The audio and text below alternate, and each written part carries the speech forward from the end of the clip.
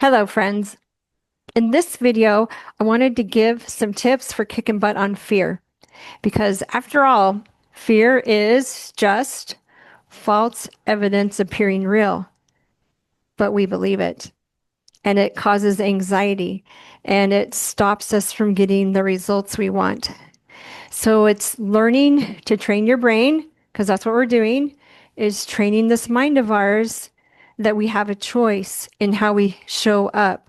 We have a choice in what we want to feel. And one road that's autopilot, that's automatic, sometimes that road has a lot of fear on it.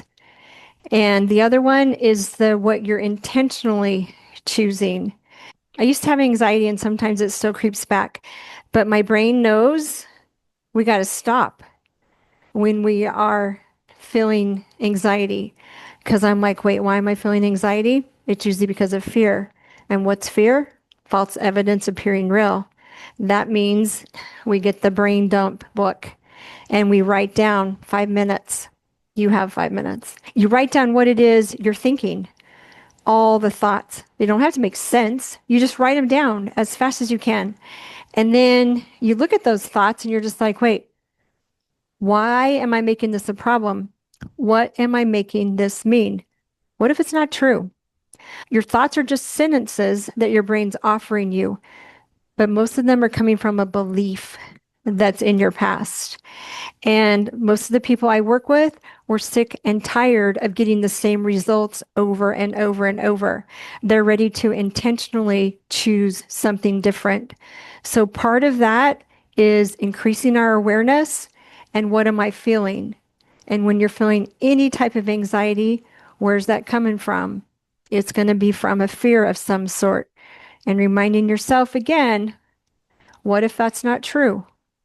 What is it I want to do here? How do I want to show up? And reminding your brain that you have a choice. It's so powerful to use that brain dump to get the thoughts off your brain, because then you can question them. You can look at them on a piece of paper, but in your mind, you just keep recycling them. It's thought looping. You rethink it over and over and over. When you get those crazy sentences, the anger, the frustration, whatever it is you're thinking about, when you get that on a piece of paper, you can stand back and look at them. It's like, hey, is that what I want to keep believing? No, I don't like how I feel when I believe this. And then it's also powerful. Maybe you have a different notebook that you write in, dear self, I'm working through this with you, and I want you to know that I love you and we're going to take care of you and you have nothing to worry about. So it's just calming down that brain. And also, it's taking those deep breaths that gets the cortisol down. When you are worried or in fear or having that anxiety, your body is in fight or flight. When you're in fight or flight, you're not thinking clearly. So it's taking those deep breaths. There's different ways to do that.